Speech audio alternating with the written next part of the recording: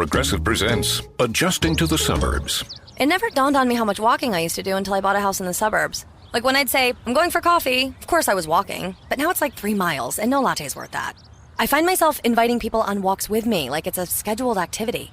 This morning, my neighbor asked me what I'm doing, and I actually said, I'm going for a walk with Nancy. Anyway, when you save with Progressive by bundling your home and auto, that's the easy part of adjusting to the suburbs. Progressive Casualty Insurance Company. Coverage provided and serviced by affiliates and third-party insurers.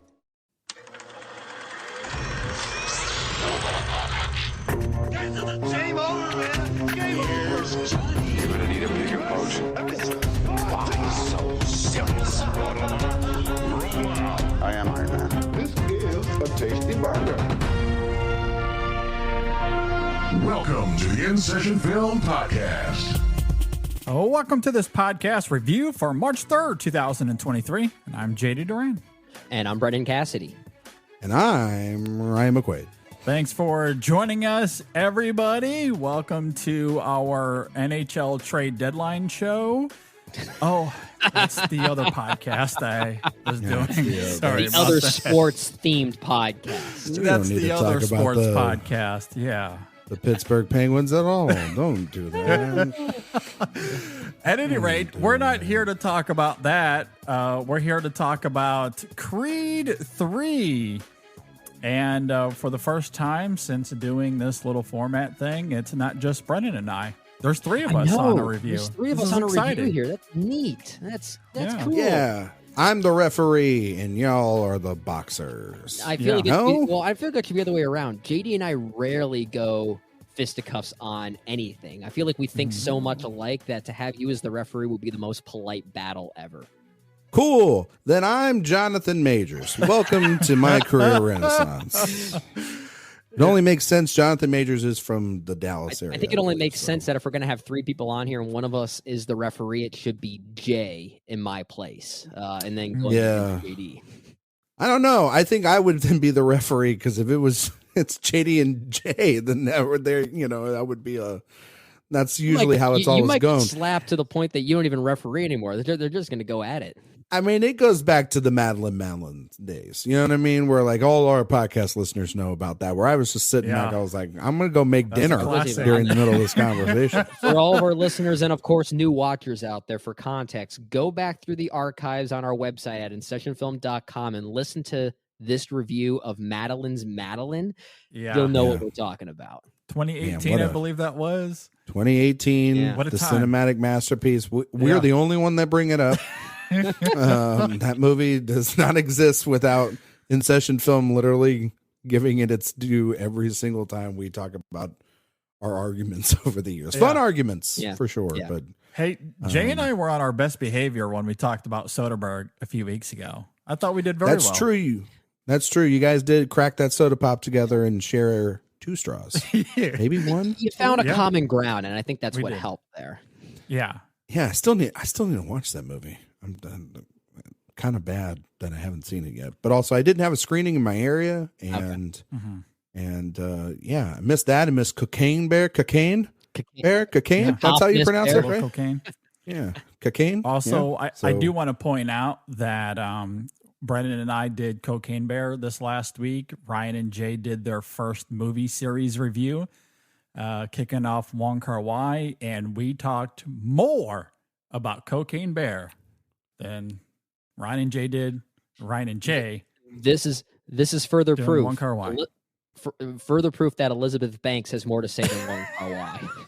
I just think that that's cruel. Oh, we tried so many rabbit holes too on that You show, did. and Gave you I something. thought you would be really proud of that one, JD. To be fair, like literally 8 minutes in, we didn't say a single thing about that movie. Yeah, I was I know. like, well, this is the format he wanted, so this is the format you're getting. Well, folks. and that's the thing. Like I pointed out in our group text that the episode itself was only 39 seconds longer.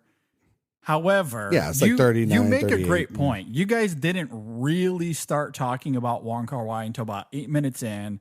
There were other rabbit holes kind of sprinkled through as well.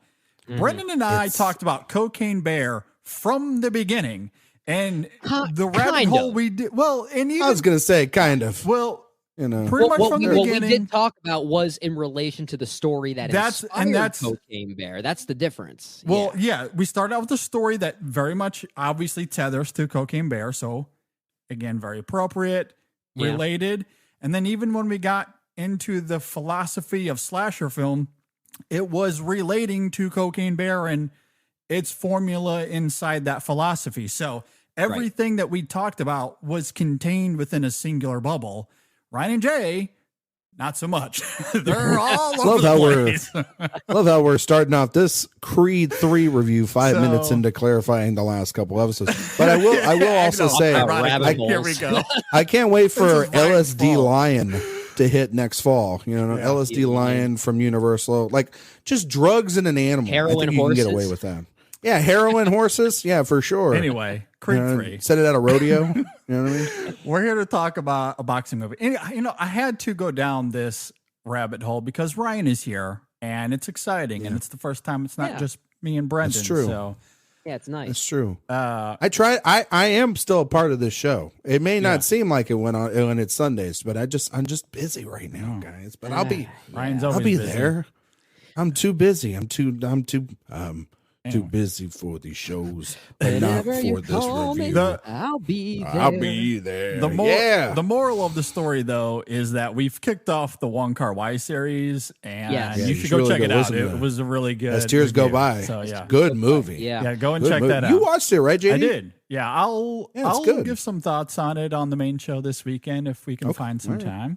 I'd like to. All right, to look talk at him. about it. Look at him holding his cards to his chest. Look at him. Well, Look at that I'm guy. trying to preach what I'm yelling at you for. Like, we got to transition here to Creed 3.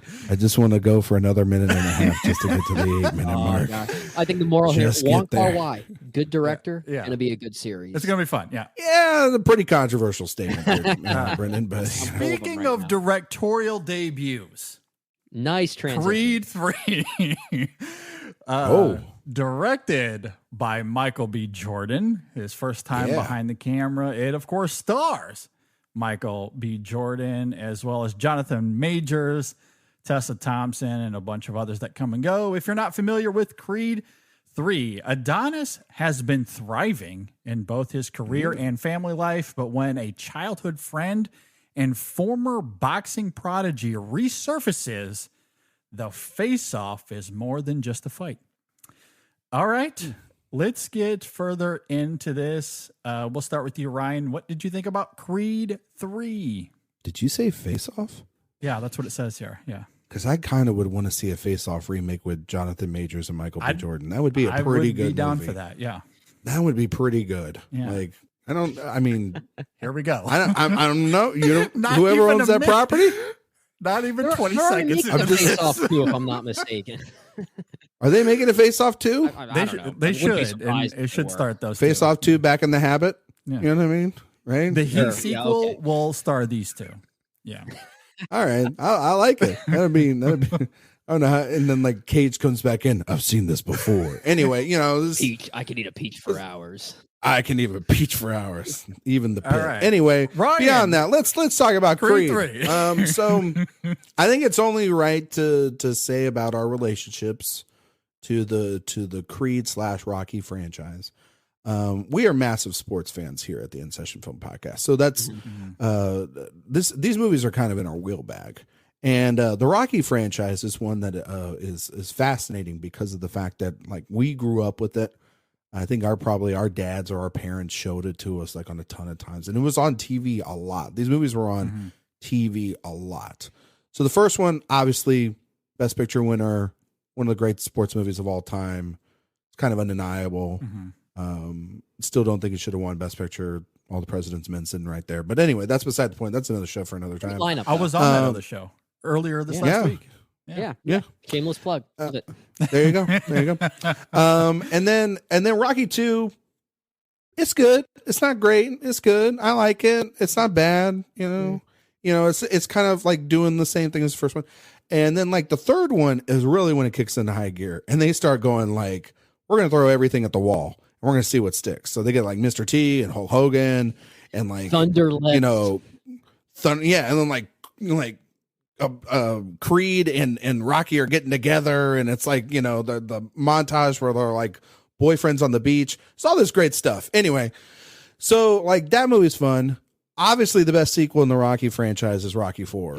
Anyone that says otherwise It's is Rocky like, 3. Rocky 3 rules. no, Rocky 4 rules. He literally solved the U.S. And Soviet crisis, for God's sake. Have you seen the director's cut? Rocky. I have not. I've been dying to watch it. Very and curious to hear your thoughts. God, I really want to watch it. Fascinating re-editing of that movie. Yeah. Yeah. Okay. Is the robot still in it? No, it's not. Damn it. Well, that's I know a we're getting star a little deduction off right topic there. here, but it's interesting to see how a director's cut really doesn't have much new footage, yet it feels like a completely different movie. Like it feels more in line with the Creed films, emotionally speaking, which is really interesting. I'm not going to say it's better; it's just different. Yeah, it kind of reminds me of like I don't know if you guys ever, and I'm not trying to get down this rabbit hole either, but if you guys watch the recut or the death of Michael Corleone coda for Godfather 3. I've not seen it. No. You guys watch that? No, but I think you guys. I can imagine that being a similar example. It's a much better film, and it recontextualizes a lot of that movie and takes out a lot of unnecessary parts, like Sofia Coppola, and in that movie. Great director. Sorry, I love her as a director, Yeah. but good God, is she bad in that movie? Anyway, so there's the whole movie gets recontextualized, so that probably so. I might like it a lot more, Brendan, but that's still offer withstanding. The Creed 4, or I mean, not Rocky 4 is fantastic. Then there's Rocky 5. We don't have to talk about it, and Rocky Balboa. Pretty good movie, not bad, pretty good. Like one of the first has legacy sequels in some ways. I would say so. It's one of those sort of legacy sequels, and so gives Sly his credit. I remember my high school freshman science teacher thought this was like the greatest Rocky movie of all time, and I was just like, "Wow, calm down, old man." But it's a really emotional film, and it kind of gets brought back up in the chronology of things with Creed 2, right? Towards the end, which is great. I will say this also about Rocky Balboa is that I think it's the best performance Burt Young has given in the entire franchise. Yeah, he's really good in that movie. And then there's Creed, which phenomenal, fantastic. I mean, it slaps. It's one of the best quote unquote legacy sequel remakes, reboots, whatever you want to call it, in recent memories. Like I was seeing somebody like say on Letterboxd, or maybe it was on Twitter today. I can't, time and apps. They were like, these are the Mount Rushmore, and it had Creed, Blade Runner 2049, Star Wars: The Last Jedi, and Top Gun Maverick. Yeah. It's like those are the 4. Take those to the bank, and then somebody mentioned Matrix Resurrection, as they should, and so like those are the 5 of like. If you want to know the blueprint of a really great movie, most of them financially successful, but having longevity too in this sort of thing, especially Creed, because of the fact that it has spawned these 2 sequels now, has made Michael B. Jordan a household name, made Ryan Coogler such a big name that he's doing Black Panther movies exclusively, but he's still doing co-writing on these movies, which is great. And his relationship with Michael B. Jordan is very important to this. Yeah. But yeah, that movie is great. Should have been nominated for a ton of more Oscars. Stallone should have won the Oscar over Mark Rylance. And I like Mark Rylance in that movie, though. I don't know if he's better. I do really like him in Burgess. I like Mark Rylance as a person, but in that movie is a different story. Anyway, Creed 2. Okay. Anyway, go ahead. Creed 2 was, I think, for all of us, a really big surprise. That movie rocked. Right? We were all very surprised because I think we were all kind of a little bit skeptical going into that. How is it going to capture the magic of the first Creed, which was also, I think, such a big surprise too. Because when they announced it, it was kind of like, what are they doing? This is what they're going to do. Even though we loved Fruitvale and Michael B. Jordan. And that movie was a big surprise. I mean, especially Dolph Lundgren, who's fantastic in that film. The whole Drago storyline and sort of how it's like the better version of Iron Man 2 almost in a sense, right? You know what I'm saying? Creed 2 should become a quintessential Father's Day movie in the near future. Yeah. I mean, it's obvious with those themes, but it earns them in spades. That movie should not have been as good as it was. It's great. Yep. So you get to Creed 3. Jay's like, shut up and get to your review. So you get to Creed 3. This movie, even more pressure on it because you've had these two films that have really done well, surprised us all here at InSession Film. We've all really loved those films and we've really kind of admired it. And then you have Michael B. Jordan sort of doing what Sylvester Stallone did, which is get behind the camera, really take this franchise, by the horns and really just kind of wrangle it. And then you get the idea that Rocky's not going to be a part of it, which I'm kind of okay with. Yeah. I was from the beginning of it. I was kind of like, this is great because it's Creed's, it's Adonis' story. We finally just get him in it. And then they announced the man of the hour, the golden god, the conqueror himself, the guy that's in all of our magazine dreams, one of the last black men in San Francisco. I could keep going. He's the man from Lovecraft. Like I can keep going all over his filmography. Jonathan goddamn Majors to be the villain, the foil. And I go, okay, what you got? So I'm very excited about it. I went and saw it. Went and saw it at a press or at a promo screening with a bunch of people. Terrible experience. Just really don't even get me started on that. It was very bad. But the movie, outside of festival movies, because I've seen some festival movies and some movies in advance, is the best release so far of the year. Wow. I really like this movie a lot. I think that, and now I have not seen Cocaine Bear and I have not seen Magic Mike, so I cannot comment on those. But of the things that have been released wide in a theater this year, this is really great. From the get-go, you really get that Michael B. Jordan understands the assignment, not just as an actor, because clearly he's great as Adonis Creed, but as a director. He is doing things with this camera that we have not seen in this franchise before.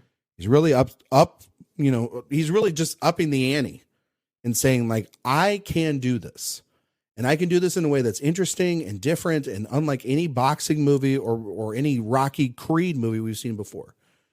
And I think the fighting sequences are fantastic, but more importantly, the relationships. We talk about the relationships in these movies all the damn time. They are fantastic. They are the centerpiece of this movie. This movie got me twice in the feels, and I cried both times. I think my wife thinks I'm a wuss. Because I took her to it and she loved it. Everybody loved this movie. It's an ultimate crowd pleaser. It's something that we should be very thankful that we have one of these right now, that it's making a bunch of money, because it can be proven that even in the third installment, there's still new things to tell. There's a ton we're going to talk about. Yeah. I think that, in terms of what the movie's trying to say, the past, the representation in the film too, is an extraordinary thing. And it's very lived in. It's a very lived in, well-rounded world.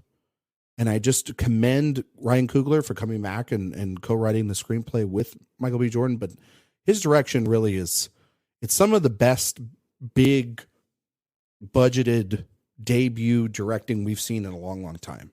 I know John Krasinski didn't necessarily have his debut as a director, but when he stepped up to the plate and did A Quiet Place in 2018, I was kind of surprised by it, because I was just like, kind of like with M. Night Shyamalan doing The Sixth Sense. Yeah. Most people forget about a movie like Wide Awake, but it's the movie that they take notice of that person. Exactly. Yeah. It feels a lot like that for this, but Jordan's first literal thing behind the camera is this movie. Yeah. And shooting on IMAX cameras is never easy, specifically for a boxing movie. The first time that's ever happened, that's really impressive.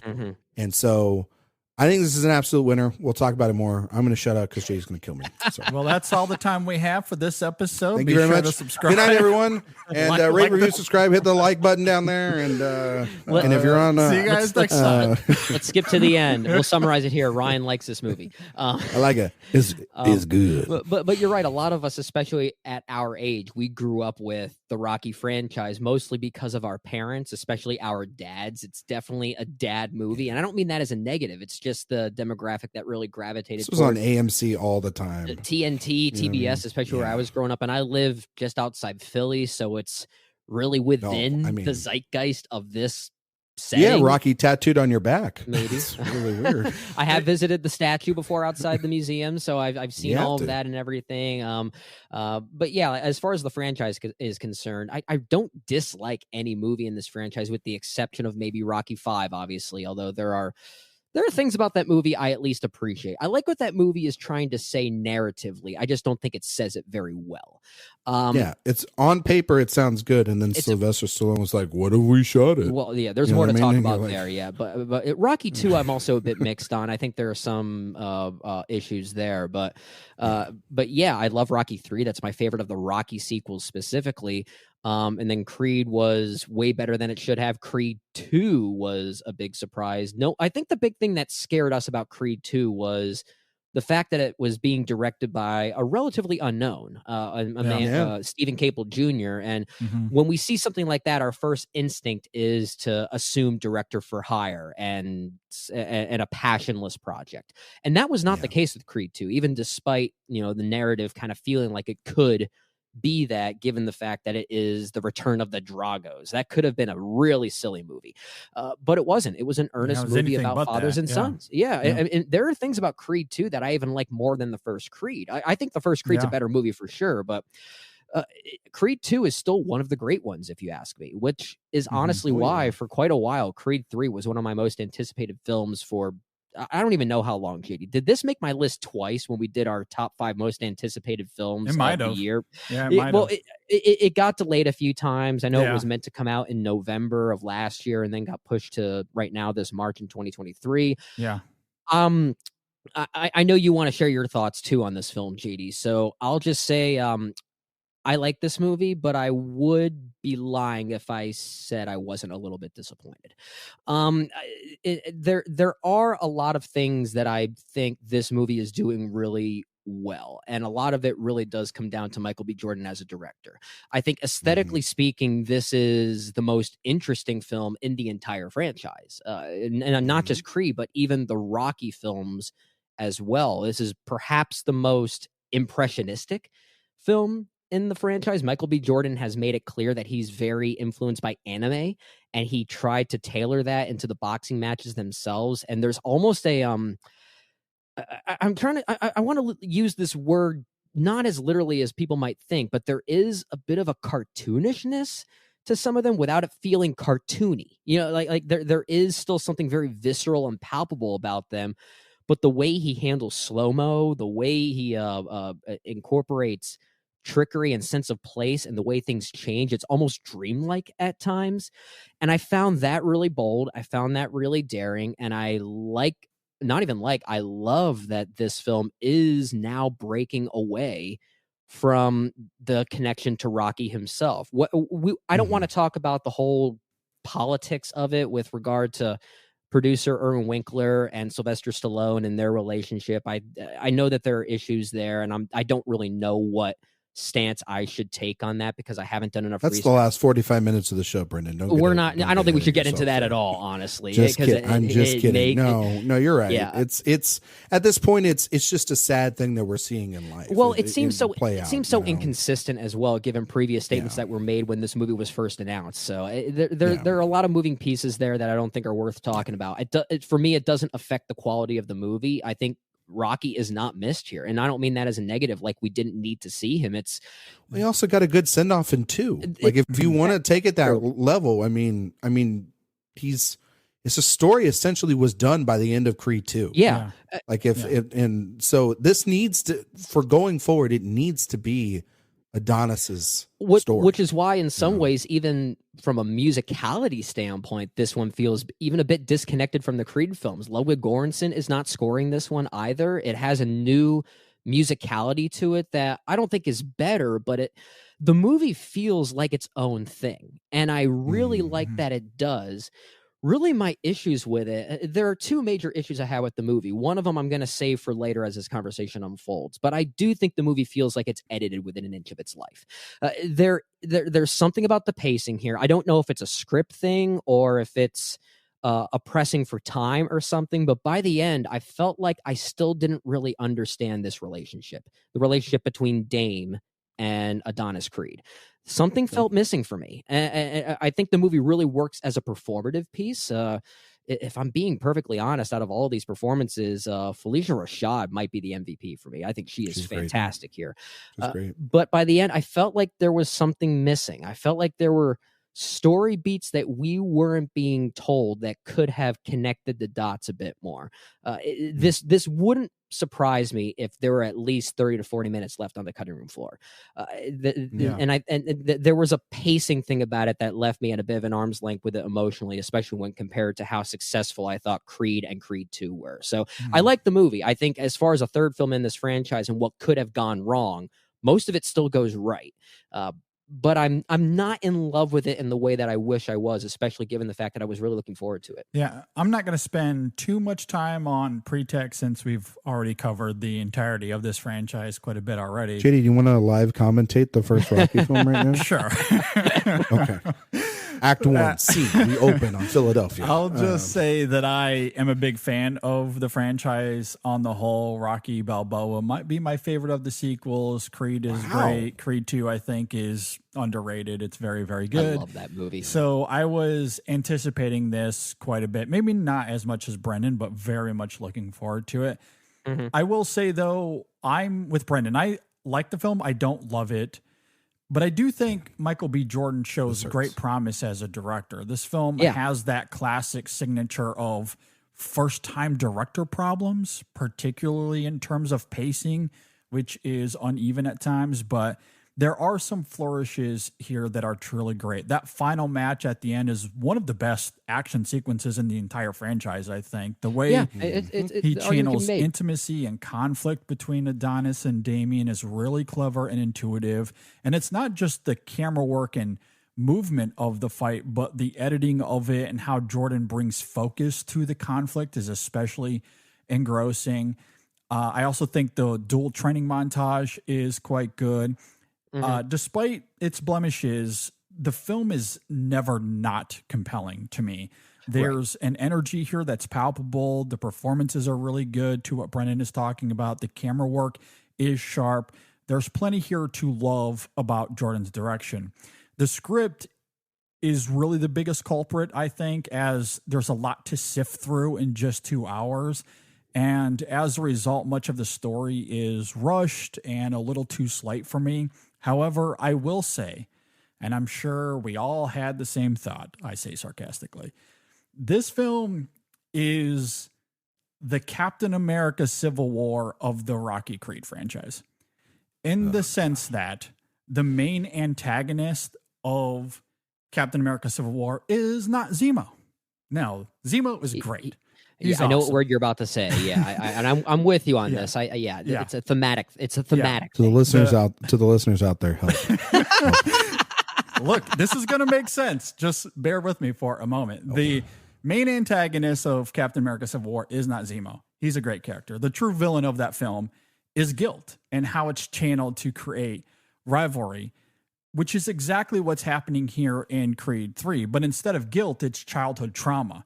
Trauma is the real antagonist of this movie, or perhaps more broadly speaking, emotions that we bury deep inside without, ever really talking about it. Emotional suppression. Absolutely.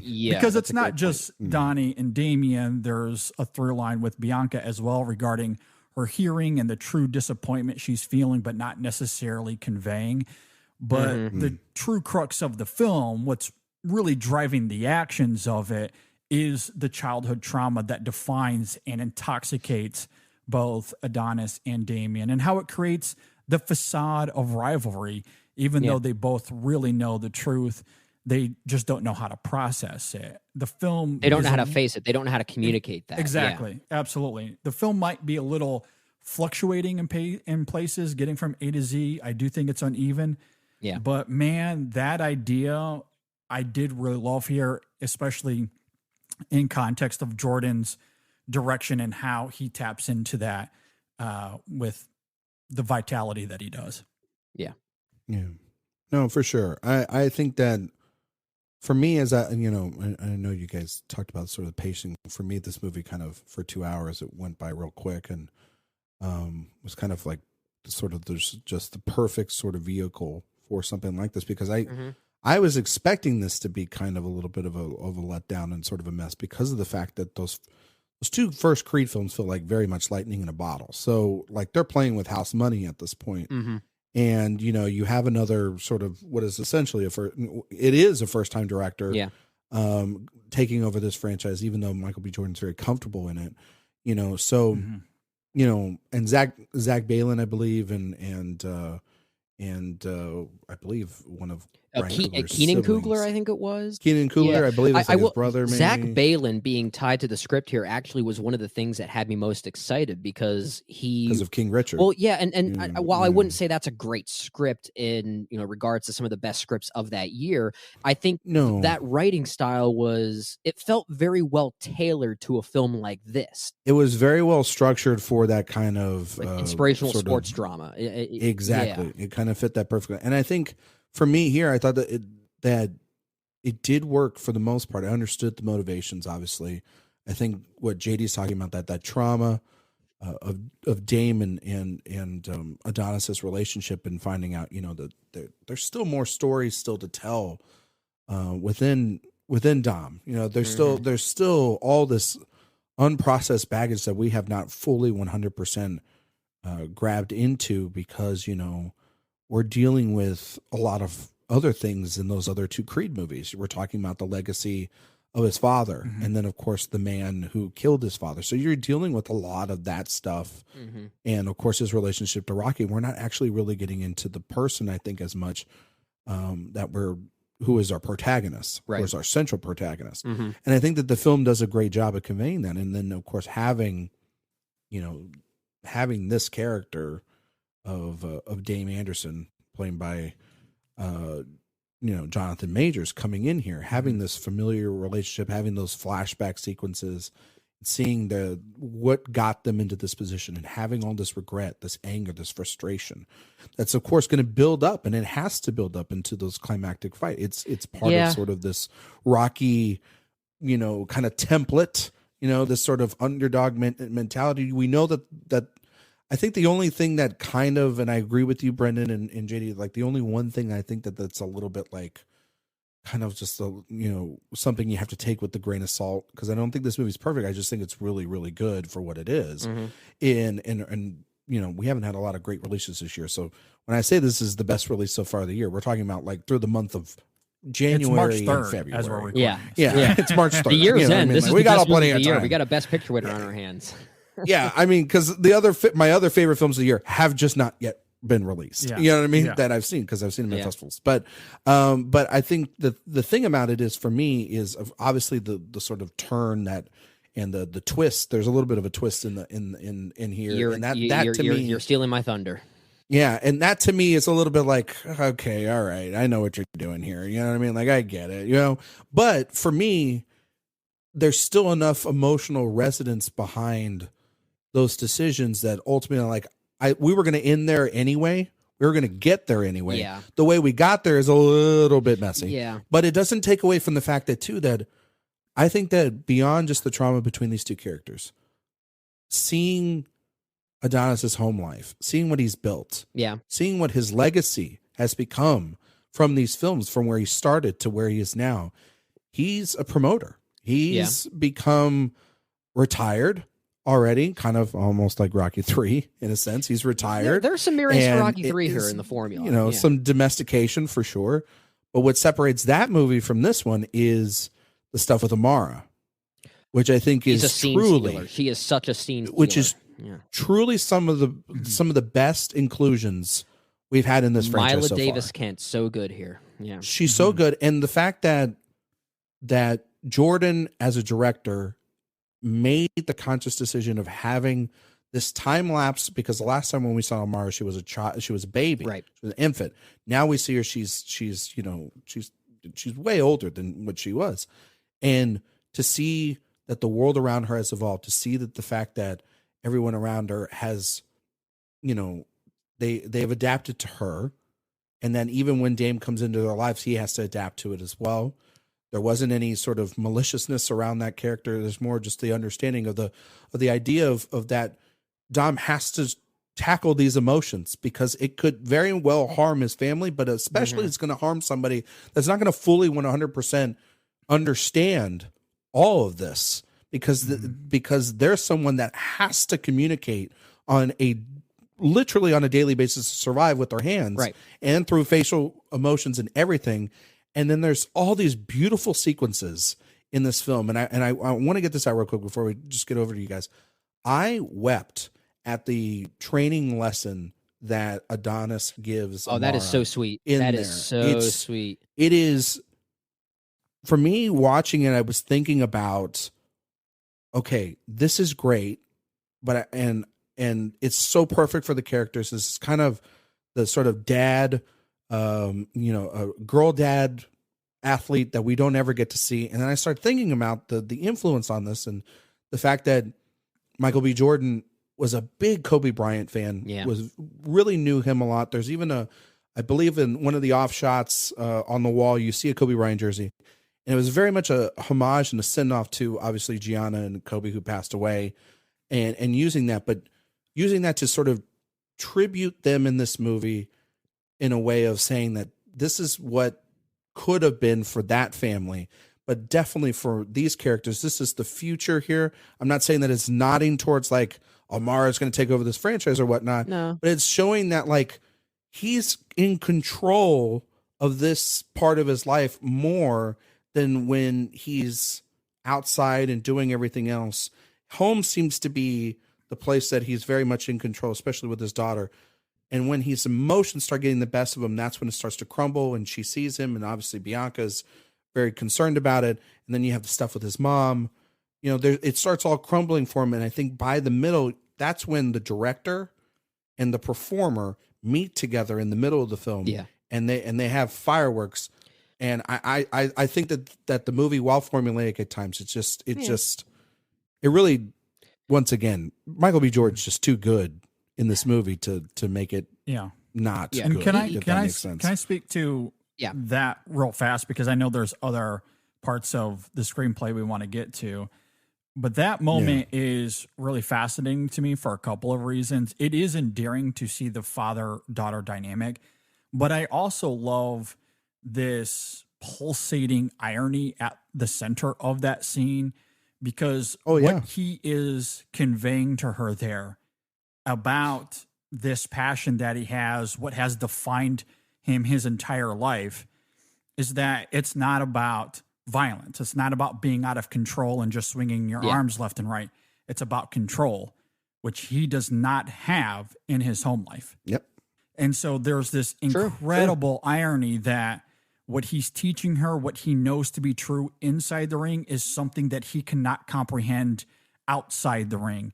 In his home I think life. more outside the ring. Absolutely. Well, I think which is fascinating to me, and it also kind of circles back to this juxtaposition between violence or boxing and the physicality involved, we'll say, and being vulnerable.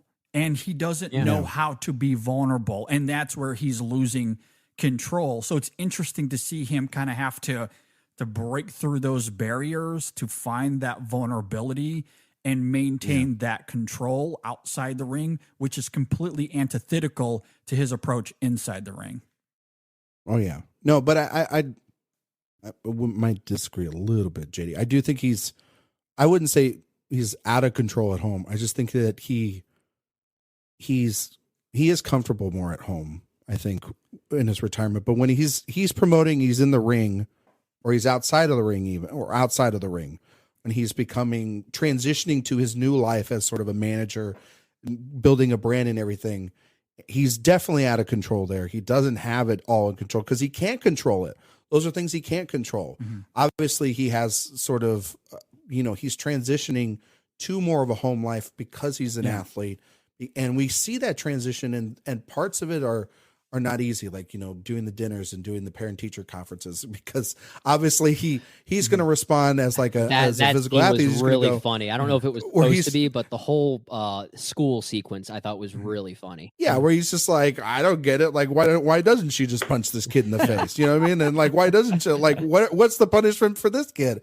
But it's those conversations he's having with Bianca, but it's only until Dame comes into the fold, comes into the house, comes into the gym, comes into the center of all this, is when he starts to fully 100% control, because it's all about, you have it all under control in your own way, but then a roadblock or a sharp turn changes that. And that's what Dame is.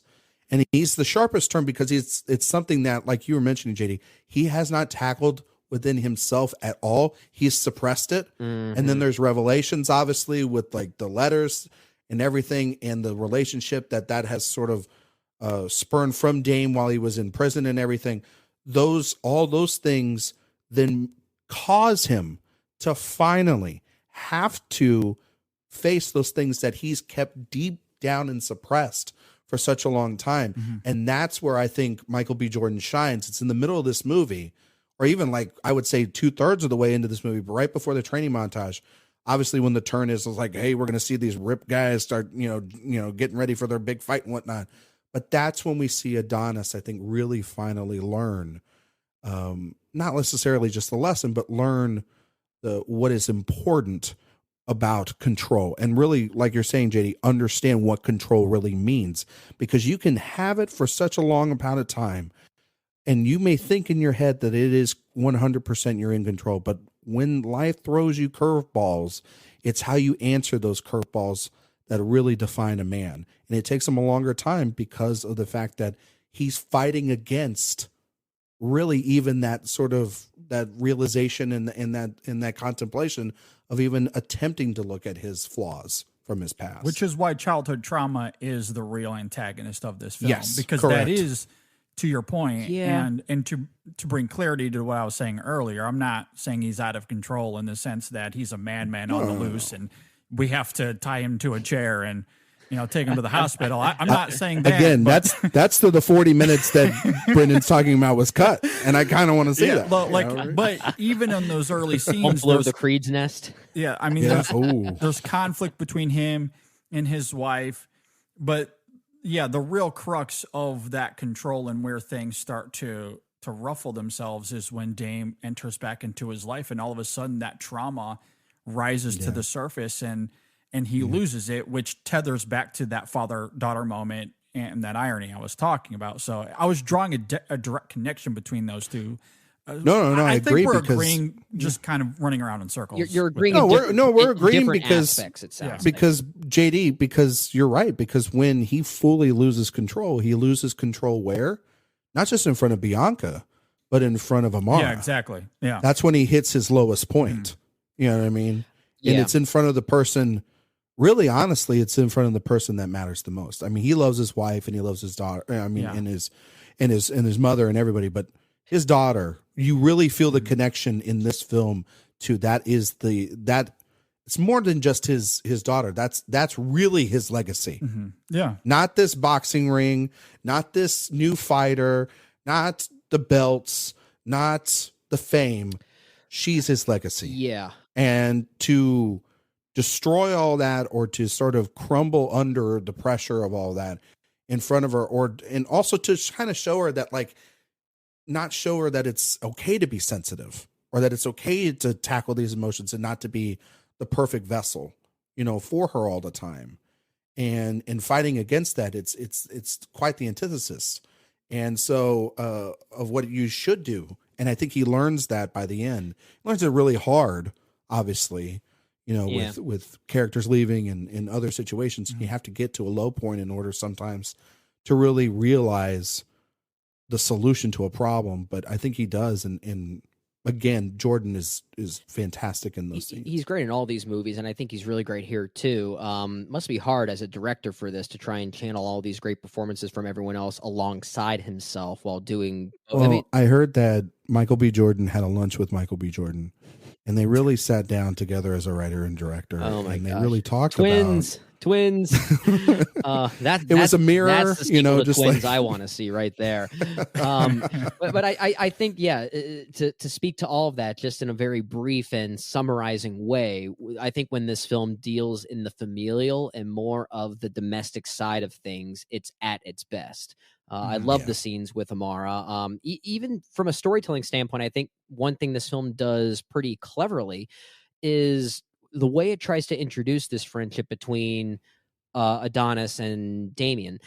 Is it does it in one long extended flashback to intro to movie, which is not something you often see. In a lot of movies, they seem so pressed for time that they sprinkle the flashbacks in throughout, and I've always found that narrative trope frustrating.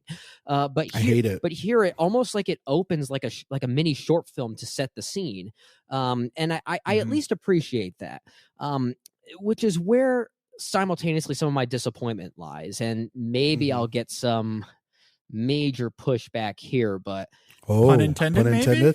I didn't love Jonathan Majors in this. Oh boy, son of a bitch! All right. I don't know if it's you better change before I say like, review, subscribe. That's just not nice. I don't know if it's Jonathan I don't know Majors. if it's his performance or if it's the writing of where the character goes, or maybe what was left on the floor. Because something you brought up, Brian, that I think this film really doesn't handle well is that midpoint twist, that twist of sorts. I thought that was really bad. And the reason why is it completely changes the persona of the character for me, because there's this deep lingering sadness and insecurity in Dame that we're introduced to, but without getting too into the weeds, and maybe I'm perceiving it wrong, I'd be willing to hear different sides of the conversation. I might have one thing. Okay, I might have a couple things as well. Okay, well, but go, Jay. But keep going, Brendan. Yeah, because Ryan opened this review talking for 35 minutes, so I'll try to. So I need my point. I need my time for a second. I'm telling you, a one-man show that I will do will sell out big time. No, I'm curious to hear what other reasons you may have, Ryan. But there is one moment that I look to that might help justify that turn in terms of that twist from a plotting perspective. I do think that the film plants seeds that we're getting to this moment. So it wasn't quite as jarring, at least for me, than it might have been for you. But that's not really what saves or potentially saves this turn for me. It's more so in terms of character and also performance, where what we see between Dame and Adonis early on in the film, there's obviously a little bit of awkward tension there because they haven't seen each other in decades and in a really, really long time. But there is a cordial friendship that is struck there once they kind of, realize, who they are at this time. And of course, Dame is trying to get back into boxing, and and they have these scenes where you see Dame come over to his house, and there's the party sequence and all that sort of stuff. And in terms of the relationship, despite the request that Dame makes, and of course Donnie's taken aback by it a little bit, but that aside, there is a respect and a friendship that is there between the two. And then you get to the first fight that Dame has. And at the end of it, there's a moment where Dame calls to Donnie. And Donnie doesn't show him any sort of admiration whatsoever. That he's seeking that validation. He's looking for that friendship, that rekindling to be reciprocated back to him. I in many ways, that fight sequence is my favorite fight in the movie for that exact reason. Yeah, like that to me, it's still a little bit of a jarring turn. I do agree, but I can understand motive there that you're trying to get back into this thing. You are best friends. They both say at one point in the film that they were essentially brothers growing up. They experienced this childhood trauma, which is at the core of this movie, as we've already talked about. They have that shared experience. So despite Dame being away from Donnie for a long time, they are able to reconnect in this really endearing way. They have this fight. And at the end of the fight, where Damien has achieved what he had set out to achieve as he's a little kid. And the first thing he does is he turns to his best friend, calls out for Donnie, and Donnie shows him absolutely no respect whatsoever. But keep going. No, I was just going to say, like, obviously, and it's understandable from Donnie's perspective in the sense that he's, this fighter that's on the ground and who knows what kind of dire situation this is. And he's wanting to take care. But at the same time, to show absolutely no love toward this childhood friend of yours, and maybe even taking it a step further, like actively ignoring him in that moment and showing him a little bit of disrespect, I can understand why Dame would have that sort of a reaction. Now, is it a little bit heightened when they finally come to a head there on the beach? Absolutely it is. And maybe it's a little bit jarring, but I can, from a character motive perspective, and maybe it's also performance, and where you and I will maybe just disagree on Jonathan Majors, because when he calls out to Donnie and Donnie doesn't give a flying rip about him winning that title there, I can see it in the disappointment on Jonathan Majors in Dame in that moment, that his friend does not care that he won. All Donnie cares about is the sky that's flying. He doesn't care about me at all. So I can understand why that flip which is why I think the dramatic part of it, as far as the reveal of, him and his buddy and like, I wish the script would have taken that out, because I don't think you need it. Well, I think that's the thing that ruins it for me, because that's fair. That part is fair. Doesn't that imply that the machinations of that reveal were all occurring even before that boxing match, showcasing that? Because then all of a sudden that implies that what Dame is doing is all fake. That he's just trying to trick this man as a villain to get revenge on him. And then all of a sudden, I feel like when we get to that beach scene, I am now watching a completely new character. And that's my problem, because I feel like by the halfway point, all of a sudden now I'm being introduced to a Clubber Lang-like figure. Like, he's very mustache twirly villain by that point, and I feel like it's a complete reversal to the point that all of a sudden it's like a new character for me. And the machinations of that reveal, it made the sadness and the insecurity of Dame seem like it was all just a mask and a facade just to trick him. And that's my look. And I'm with you in the sense that it's jarring that Dame is a different character in that moment. I do think you can explain it emotionally, given what just took place in the ring and all the reasons I just talked about. And maybe this is why I have to give less of the blame to Jonathan Majors and more on the pacing. Because I think in order to get to that more heightened performance, there's nothing the movie does, I think, to earn that or justify that just yet. I think it's way too sudden from a shifting standpoint. Yeah, I disagree. And the reason why is because I everything that Brendan just said about him playing a mustache twirling villain, I felt that way before the reveal was even there. Oh, I did not. I did not think he was being sincere at all there. I completely disagree. I didn't feel like he was being sadness and genuine insecurity in those early minutes. Oh man. No, to me, he states clearly from their first interaction when they're eating, I want to be the champ. Nothing's changed from the time I've left to the time in which, I've gone out. I'm going to be the number one. And I don't care that you are the greatest boxer in the modern era. I don't care that you've got this new guy. I don't care. You're going to make it happen. And he's gone into his house. Okay. He's had his food, and he's drank his wine, and he's met his wife, and he's going to these parties and everything, and he's stirring the pot. And he is stirring the pot the entire time. If there is consistency there, then maybe I'll just make it a subjective thing. I don't find that interesting. I find that very one-dimensional in that regard. I don't, because of one, I think Majors has never played a character like that before. And I find it really interesting because it shows of this actor's, trajectory of his career to be able to play that sort of versatility. I think his performance is funny at times. It's really familiar with Michael B. Jordan. It is essentially, in my opinion, at times he is manipulating this man emotionally and knows how vulnerable he is, because I think it's a bait he and knows switch. him on the inside out. He knows who he really is. And in order to get Donnie to where the place that he has to be, he has to get broken. It's essentially this man has to get into that core of who he really the is. character into a plot point and less of a character to me.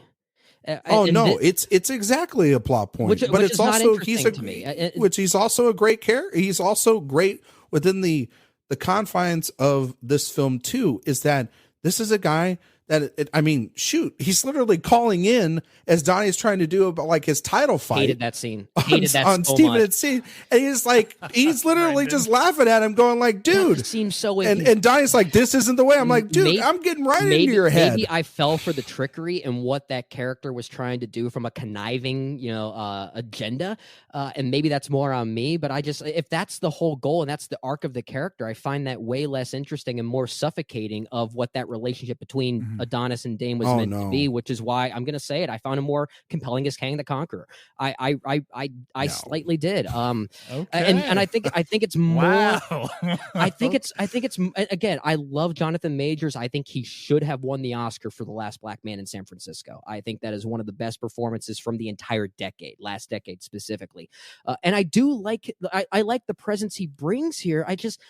I feel like there's an inconsistency in getting to that point. I think it must be more on the machinations of how that character is progressed narratively and cinematically than it is on Majors himself. But for me, I do think the pacing is a problem. Like from a plotting perspective, things happen so fast that it's hard to keep up with the storytelling at times. It does sound like I'm in the middle of you two a little bit because I think Jonathan Majors is very good here. And from a writing perspective, there's much to Dame that I do appreciate, even if it's borderline derivative in the sense that much of the machinations of the character, the manipulation that you're talking about, Ryan, what is that rooted in? Well, one, it derives from this childhood moment where he's arrested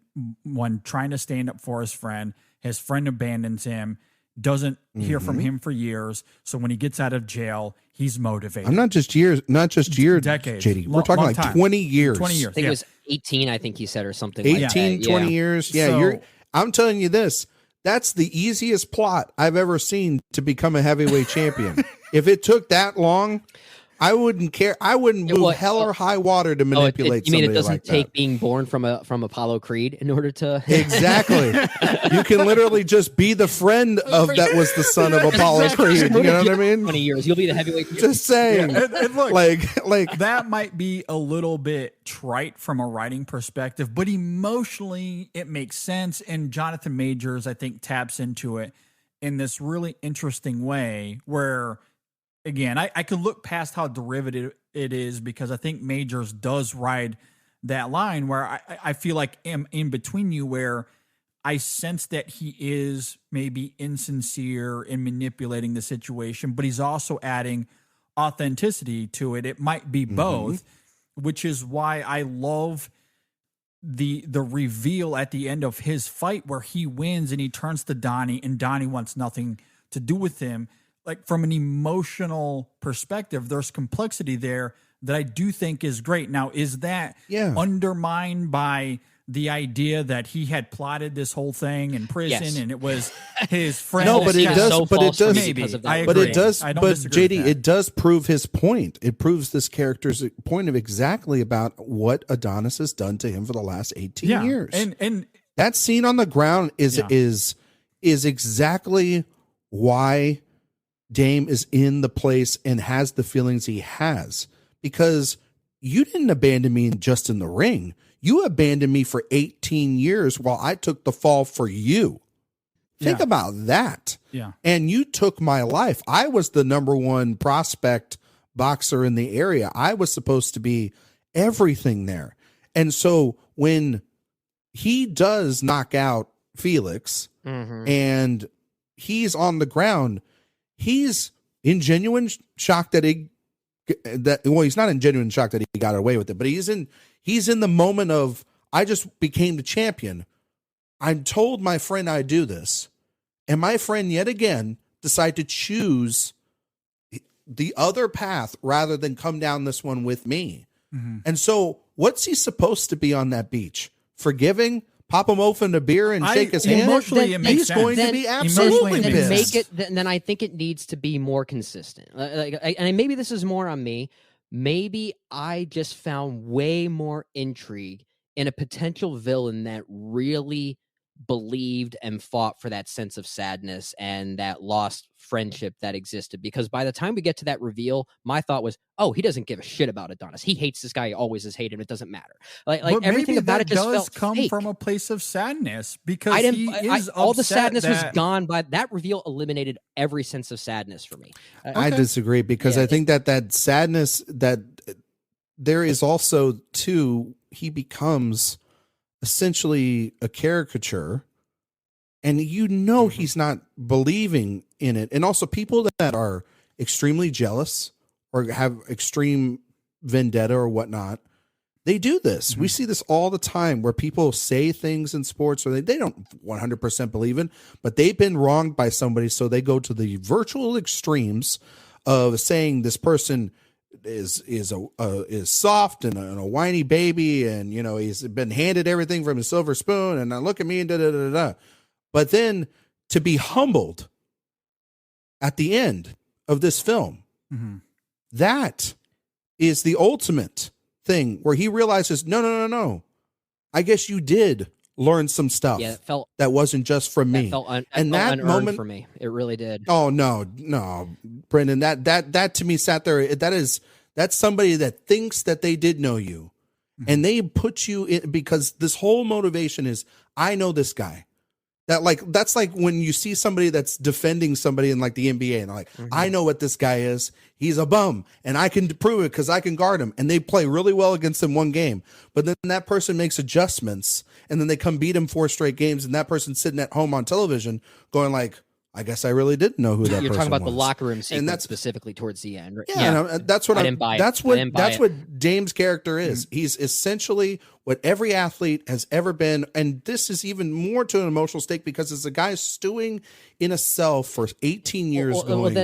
I know exactly who that guy is because I taught him everything about him. Then make this a sports movie primarily, which this one really isn't. I mean, boxing is very much secondary or even third in line with everything this movie's doing. So if that's the goal, which is fine. I actually love that idea, but I think if it wants to get to that point you're talking about there, Ryan, it really needed to focus more on the athleticism and the psychology of the athleticism, which it doesn't really do. And that's not a knock on the film. It's just I know if this review goes viral, I'm going to get most attacked for my thoughts on this one. I don't think you will. I really wish it worked more for me, and I think it really just comes down more to the writing because I do love Majors as a performer. He is, and even I love watching him in interviews. He is such an interesting not character, but he's an interesting presence. He's very soft spoken, very delicate. He's unlike any movie star we have working right now. He reminds me a lot of like what you get with Adam Driver, where there's this sincerity that is around him, but there's this mysteriousness that involves him with him too. I sense a little Harrison Ford in him on a little bit of that too. Yeah. I mean, I was watching Harrison Ford do an interview on Colbert, but then also I think like the next night, like Majors was on and he had this energy that was unlike any other interviews that I saw. And I think, it was, but also too, he's got this emotionality around him too, because I watched, him go and introduce Michael B. Jordan on the Hollywood Walk of Fame. And there was a genuine bond between the two of these. They kept calling each other brothers by the end of this experience. Yeah. And I really strongly was watching it like literally 24 hours after I saw the film going, yeah, I felt that the entire way through this one movie. thing, and that's one thing. I'll say this and I'll let you chime in, JD, but one thing that might alleviate some of my frustrations with Creed 3 is if we see both of them returning Creed 4 in some way. And there is more of a dynamic. I mean, because one character we actually see a little bit of here is Drago. The son of Drago is in this movie for a brief moment. And while it's very minor, it's only really 2 scenes. One of them is during the training montage. Those moments between Drago and Creed are actually quite tender and quite sweet. I was very surprised by that. It was very good. Yeah. So Brendan, what you're saying is you want to see Jonathan Majors and Michael B. Jordan run on a beach together. And I want to see them go the full ride. Which now Who doesn't want to see Yeah. that, Oh my right? God. Can I, mean, can I- hey, it worked in Top Gun Maverick, so let's see more. Hold well- my hand, indeed. You know what I want to mean? quickly circle back to the locker room scene because that scene does recontextualize a lot of this film for me, and it's Okay. why I choose to, look at this film through the prism of childhood trauma. Now, Okay. I do agree with you, Brendan, that getting from A to Z, it is contrived. It's a little manufactured. The pacing of the film is a problem. However, emotionally speaking, I do think there is a lot to this film that is very good despite that those contrivances. And that locker room scene at the end, I do think is really great because it gives credence to the idea, at least as it relates to childhood trauma, that it had created this facade of rivalry that I talked about in my opening thoughts, and that they both really knew. It was never about them being at odds with one another. They were fighting that trauma, which is why Jordan's visual intuitiveness of that final fight, I think, is so brilliant, because that kind of fight doesn't involve anyone else. It's just something they just needed to discover themselves. And I think there's truth to, or at least I agree with you, Ryan, that like Michael B. Jordan, he had to discover that vulnerability, which eventually comes with the moment when he loses control, ironically so, in front of his daughter.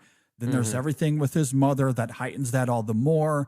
And he's finally able to get to a place of humility where he can be vulnerable and then regain that control. And similarly for Dame, it comes at the end when he, is defeated in the ring. And so when they have that conversation at the end, I think you do sense, perhaps it's mostly in the performance and less so in the script, but I did sense that there was sincerity to Dame's vulnerabilities there, because what he tells him is, it was never, you were a kid. It wasn't about, like, he has the epiphany that this was never about revenge. It was never about fighting Donnie. It was 100% about him fighting that childhood trauma that he also did not know how to process. He thought that by channeling it through some sort of revenge that maybe he would find closure, but then he comes to realize that was never going to come when he wins the belt for the first time and Donnie wants nothing to do with him. So closure had to come through something else. Well, let's face Donnie. Maybe that'll be it. Well, it's not that either. Really what he was fighting was that childhood trauma, and both of them together, which is why making that an intimate moment, not this spectacle of entertainment, I think is really great. Like from a craft filmmaking perspective, is wonderful. So the machinations of getting there, I'm with you, Brendan. It is contrived, but emotionally and thematically, I'm more so on Ryan's side. I do think there's a through line there that is very good, that these performers take advantage of to make sense of it emotionally. So it's uneven. There's no doubt about it, but I don't think that it's ineffective. I did find it moving. Maybe I'm just too distracted by those machinations then, because even that locker room sequence when I just saw the film earlier today, so I'm still very fresh on it. Some of this could change after we post this review, and then I have to go and eat my own words and change my tune. We've all experienced that. We've all experienced that. That's done that. The joys of being a critic is when you can admit you're wrong. That's actually one of my favorite things to do, honestly. Hey, okay, James Cameron fan. I was just gonna say, Papa Jim, let's go. For any new listeners, love that Ryan so much, was the most avid hater of James Cameron until he was not. What would Big Jim do with the Creed I franchise? don't know. Man, they're gonna box underwater. But anyway, what I was gonna say is the moment. What I was gonna say was in the moment, I couldn't help but think to myself when we got to that final locker room sequence that this really felt like it was supposed to be a longer scene, and maybe that's more with the pace. Yeah. And maybe I was just really sensing some of the the choppiness of it, that some of those arcs and some of those emotional beats felt a little. They're certainly there. I'm not disagreeing that the through line from a thematic sense is there, but I think where I'm feeling a little frustrated is that I thought it felt a little incomplete. It was maybe that. It does feel a little awkward, to be fair. And it was a little rushed for sure. And that's why I maybe more than anything, it's less the script and it's more so Jonathan Majors and Michael B. Jordan, because for one, I love the subtlety of the moment. Their performance is very internalized. It's very quiet. There's no music. And to be fair, I still like this movie. Like I would give this a positive grade on Letterboxd and wherever else I throw ratings up for movies. So to say it this way is not like I'm trying to knock the movie or bring it down a massive peg. It is certainly far from the worst in this entire franchise. But if it weren't for those performances, I might have a lot more negatively to say on it, because there are at least a few nuances that these performances are good enough to elevate, it works a little bit more than maybe the script allows it to. And the way Jonathan Majors delivers that line, it's not your fault. You were a kid. I think is so important to me. That singular moment recontextualized the whole movie because it draws parallels between the two characters as it relates to vulnerability and childhood trauma. Without it, I'm probably, honestly, as much as I like the film, I think I would be much lesser on it, because the thematic crux of the film and the emotions that come along with it are what I think elevate it beyond the manufacturing within the storytelling and how the script kind of undermines itself at times. Yeah. So that needed to come full circle for me to, I think, embrace the film the way that I have. You do get that more overtly with Donnie, of course. I mean, not just his daughter, but his mom, Bianca, that moment they have where he shares everything. And maybe you're not going to get as much of it with Dame here, because he's ultimately, the antagonist of this film, quote unquote. Maybe they should have prolonged that a little bit more, but I think Jonathan Majors gives credence to it. I think there's a true sincerity emotionally. He has a realization that it was never his friend that he was fighting. It really was that childhood trauma that they shared. I did feel that in that moment, even if it is slightly manufactured. Okay. Which is why, at the end of the day, this is, I think, quite easily the weakest of the three Creed films, but I still a good movie. Came around on it. Yeah, I still really like it. Yeah. Yeah. And if I'm looking at the entire, all 9 films in this franchise, it's certainly better than Rocky V. I like it better than Rocky II. So it's probably sitting around number 6 or 7 out of the 9 for me, but to be fair, man, I got to do my ranking on Letterboxd. I think the first Creed is my favorite of them all, honestly. That's better than the first Rocky? There are 4 movies of all 9 that I actually think are great, and that's the first Creed, the first Rocky, then Rocky 3, and then Creed 2. Rocky 4 is, it's such a... It might as well be called Rocky MTV. I respect that film so much more as being this cultural, historical landmark of the 1980s. Man. It just that montage sequence too, the training montage sequence. That's what training montage? The whole. There's 17 training montages in that. Hell movie. Yeah, hell yeah, Brendan. The soundtrack for that movie does rock. It rips. It's great. It rips. Yeah. It's as ripped as Sylvester Stallone's arms. Ayo. Yeah. Final thoughts? You guys have any final thoughts on Creed 3? I do want to mention something. We briefly mentioned it earlier, but I do want to get into just a little bit of, and maybe get your guys' thoughts on it too. But I think another strong point of this movie too is Adonis's relationship with his mother, and like I said, I think Felicia Rashad is probably the MVP Rashad's here. performance is so good. She provides good comedic bits, but this was the second time I cried during the film. Was that could have been so together. In many ways it kind of is a little cheap, But I mean, the cheapness doesn't necessarily. It's a little hammy, but this is proof that just because something's a little emotionally manipulative and cheap doesn't necessarily mean it's a bad thing.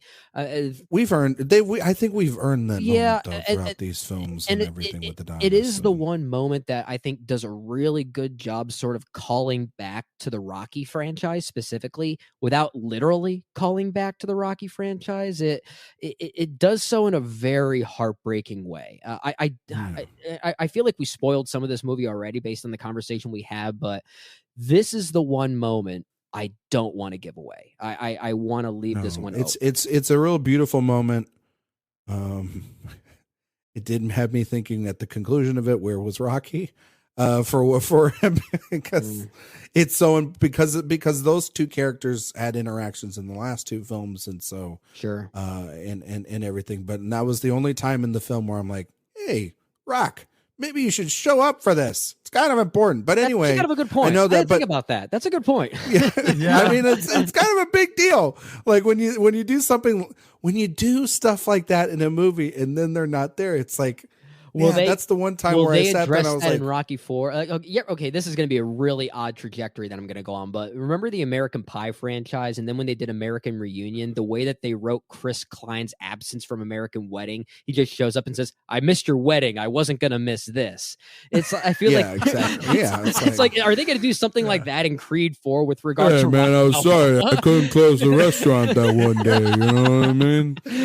And it's just like, it'd be something really silly and dumb, and then we'll come back here and we'll be like, see, he was busy. He had customers that day. What can I tell you? You know what I mean? Travel from Philadelphia to Los Angeles is really a lot on the Balboa family. But look, to be fair, he's been away from his son for a long time. So doesn't his son live in Vancouver now? So yeah, something like that. It just isn't that close? It's like closer to LA than Philadelphia. That's the other thing too about this franchise. I know we did this long review and everything. I know we got kind of on our guard and defense. This at the end of it, this is a really dumb franchise at times. Like it's written primarily by a meathead. You know what I mean? Like that's literally punches meat. So like I think we could all give it a little bit of grace in that as well too when we think about it. But at like the same time, obviously, like, come on, Ryan. If we're elevated gonna think through this logically. I have to retract my own statement a little bit because they fast forward in time. They jump like 7 or 8 years. So it's like, okay. That was the one thing. It's like, that was just, I mean, that was a little disappointing. I mean, shoot, God, I hope he's still alive. But like, hey, he actually just kind of skip over the whole pandemic and everything. Then the rants against Aaron Winkler are not going to end if that's the case. But no, it was, I mean, jumping forward in time is always a dangerous thing. I mean, literally, we just kind of missed the prime of Adonis. They just fast forward, like he's already. We just fast forward through it. He's one of the greatest of all time. That's all they tell us. But like, you know what? If we're gonna get then all the stuff with Amara, then I think that it's got to be worth the time jump, and I think that really is worth it. You know what I mean? So especially for the story, and so. And I we haven't really mentioned her a lot. We've mentioned her character a lot, but once again, Tessa Thompson is just absolutely fantastic she's really great in this movie too. She's just so comfortable in this role, and her chemistry with Michael B. Jordan is insane. They should be in every goddamn movie together. It's kind of annoying that they're not taking over Hollywood in every damn movie. I think that I do agree with you, Brendan. I think like. The one problem this movie does have is like a lack of like a almost like a real sense of like an Adonis theme when they're in the ring, and that they never really established that, to be fair. JD, you're more of the score guy, so you might know that more than I do about that. But like the callback at the end of this movie is to the original theme when Rocky loses or wins in the ring. And it's subtle when you hear it, but it's also like, it's like, guys, if you want to have do his own thing, you kind of need to have Adonis's own theme. Like that's like the beauty of all the legacy. That's the beauty of like a lot of Lego sequels, right? It's like all those characters. Like you think of Rey's theme in like Star Wars, for example, right? It's so distinctive for that character specifically. And I think that you kind of like that's the one thing that's missing from it. Yeah, and I love I love the new themes that Ludwig Göransson created for Creed and then Creed 2. And if this one is trying to have its own new musical identity, I think that's a fine thing. I mean, John Williams has done that many times with the Star Wars universe, just on its own terms. You talked about Rey's theme; that's a great theme taken in a vacuum, but it still feels iconic to Star Wars. I don't think composer Joseph Shirley here is up to the challenge. Surely you must. Don't you dare! Sorry, call I me had Shirley. Sorry. Well, and maybe this is also didn't- a Michael B. Jordan didn't mean first-time director thing as well. Maybe, like yeah. not Yeah, knowing what that's, to you do know. with that. Yeah, because I feel Yeah, the I mean, score here is it's purely the- functional. It's more about for filling in the dramatic beats than it is about creating its own new theme to characterize the film. Because there's a lot of soundtrack music in this film. There is, yeah. And it feels like Michael B. Jordan is more interested in utilizing that to bring energy than score, which might make sense given his the sound work in the sensibilities film's the sound work in the film's fantastic. I mean, like it's those boxing sequences. I mean, they're so, I know that everybody's now like being like, you should do a Dragon Ball Z movie. It's like, no, I'm like, let Michael B. Jordan do whatever the hell he wants. But like, Yeah, I agree. For his next movie, but like, I'm guessing his next movie is going he's to be got- Creed he- 4, but that's my thought. he's got like the good bone. Well, I hope not. Like, he's got the good bones here to kind of branch out and do his own thing. Maybe you know that. what I mean? Like, maybe directing wise, it won't be Creed 4. I know he said that Creed 4 is for sure happening, but I mean that could just be an early press, interview. I mean, it's making do. like $45-50 million this weekend. It's going to happen for sure. But like, also too, at the same token, though, I hear, King Dynasty needs a director probably. So maybe he just 3 teams with Major and just does that. steps There you into go. Marvel. Boom! I just solved your problem, MCU. Get Michael B. Jordan back on the game. Wait. It's a household product. I thought King Dynasty had Destin Cretton. Oh, is it Dustin Cretton? Oh, okay. Well, Wars doesn't have a director yet. There you go. Secret Wars. There you go. Yeah, that's right. There you go. No, I'd still like to see Michael B. Jordan, dip his toes into some small material. Brendan, I'm totally kidding. I know. don't wanna Michael go B. into the Jordan should MCU. direct Fantastic Four and reprise his role as the Human in Torch. Fan Four Stick. I would not be opposed to Fan that, Forstick. honestly. That cast, okay, I know we're not going down a rabbit hole here, but that cast was pretty good. It's the material that they were given that was a train wreck garbage. movie. The first half of That's objectively a great cast. Yeah. Like that is like, I mean, 4 performers, even Toby Kebbell as your Doctor Doom. Like those are really good casting. Four Stick, which I'm always going to call it that. I think the first half, Fan Four Stick. the first half of that movie, I don't think is terrible. It falls off the rails in the second half. But anyway, that's beside the point. Not a movie to put people in jail for. No, it's. I don't think except the people behind the scenes that deserve to be in jail. Okay. if Now, you know now what we're I mean. down a rabbit hole. Let's get back to Creed 3. I am interested to see this one again to see if I'm able to adjust any reservations I have on it, because it does rank around the 6th or 7th place spot of the 9 films in this franchise right now. But I will say, for a third film in a franchise like this, that really isn't. I mean, these movies are marketed and presented as big movies because of the cast involved and the legacy behind it, but they're kind of small movies. And this is arguably the smallest of all of the Creed films. Even it still carries the urban grime, I guess, of the first two. It has this sort of raw palpability. It doesn't have the flashiness of a Rocky 3 or a Rocky 4, which I think a lot of people feared that it might, or that this pivot franchise might, but it doesn't. It still feels very of a piece with the first 2 Creed films, and I like that it is getting well received. The critics seem to be really liking it. So if that means we'll get more in this franchise, I'm excited to see that. If this one didn't fully land with me as much as I would have liked, it doesn't matter as much. I still like the movie, and I'm still glad it exists as it does. Yeah. And I'm excited to see what Michael B. Jordan does next. I think he shows some really interesting promise as a director.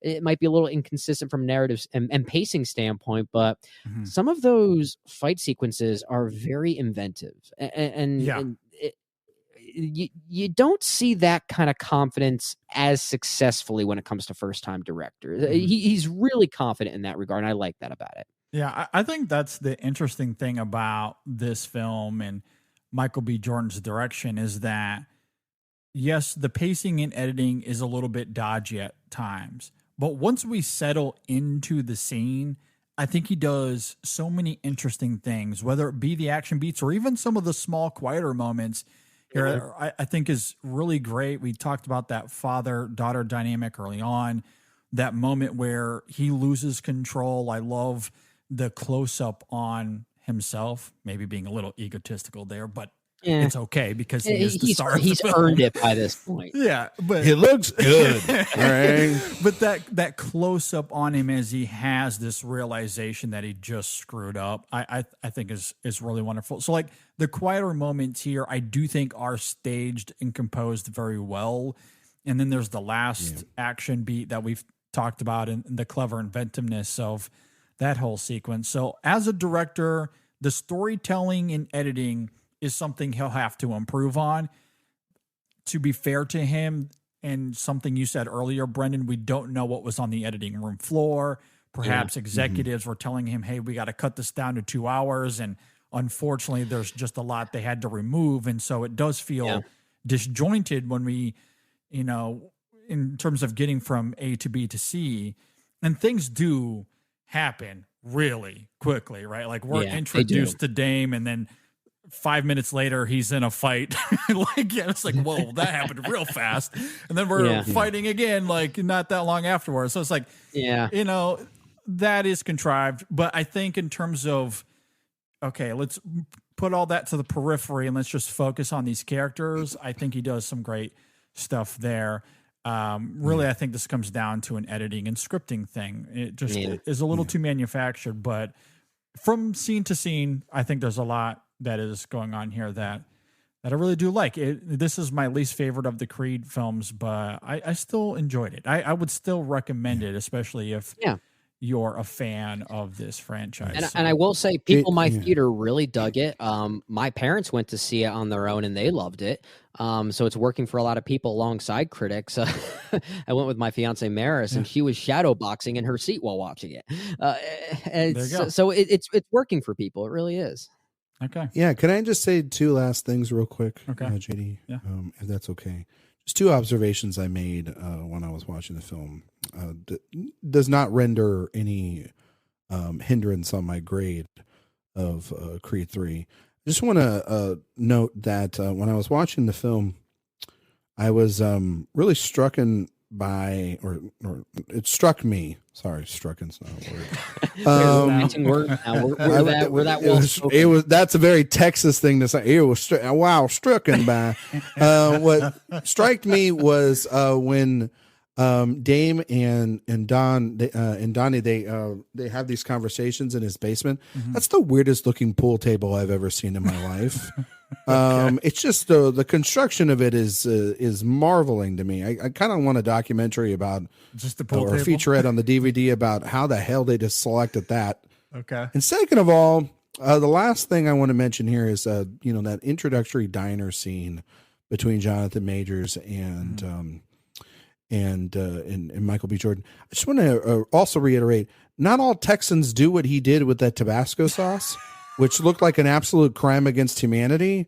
Just taking a whole bottle of Tabasco sauce and putting it all over that steak. He did. I don't know how his eyes. He explained why. I don't know how. I mean, sure, but I don't know how his eyes weren't burning by the end of it, or his taste buds weren't destroyed. That's called editing. Yeah. If you love steak, that's not how you eat it. No, I mean it was very much Donnie like De Niro and the ketchup in Goodfellas. He gave a good reason for it. You're not wrong. He did. So. He did, but just my eyes were like, "That's a really good looking steak. What are you doing?" You know what I mean? Like it was just. People have the.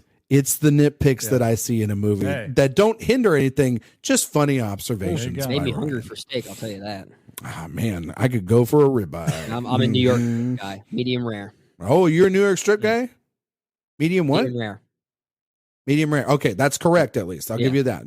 Yeah. Anybody that goes well done can get the hell out of here. Like this is ridiculous. You might as well dip it in ketchup while you're at it, or a massive amount of Tabasco sauce. There you go. There you go. Maybe it was well done. We never heard the order. He has been. It did look red. To be fair, it looked did kind look of red. I would say that steak looked Yeah. at least medium rare. That did not look well Exactly. done. All right. Well, JD's everyone, so angry at everyone me. listening to this, go enjoy your steaks tonight because we all know that's what you're eating. In for session dinner. cooking has Don't- officially begun. Cook the steak. Don't put them on your eye because you got into a fight. There you go. Hey-o. At any rate, let us know if you agree or disagree with any of our takes. You can email us InSessionFilm@gmail.com. Follow us on social media. If you're mad at Brendan, that's at Brendan J. Cassidy. You can go and yell at him. Thanks, Katie. Be sure That's to Instagram, Twitter, and 4chan. be sure if you're watching this on YouTube, subscribe, like. That really helps us out, especially since we're relatively new to the YouTube game. Of course, leave us reviews on Apple Podcasts and Spotify, however you are listening to us. InSessionFilm.com. Go and check it out. We have some great written content that's up there as well. I'm sure there'll be a written review. Ryan, is there a written review for this coming soon? Is there one up there now? I'm trying to Yeah, recall. there'll be one. Yeah. There's always reviews at InSessionFilm.com. Well, there you go. Just look for reviews and you'll find them. All right. They're under a rock, or maybe they've been gone for 18 years, but they'll be there. Yeah, all right. Well, Sure. be sure to go and check all that out. Again, InSessionFilm.com. Thanks for listening. We will see you next time on the In Session Film Podcast. Jonathan Majors, he's good. Real good. Hot mama.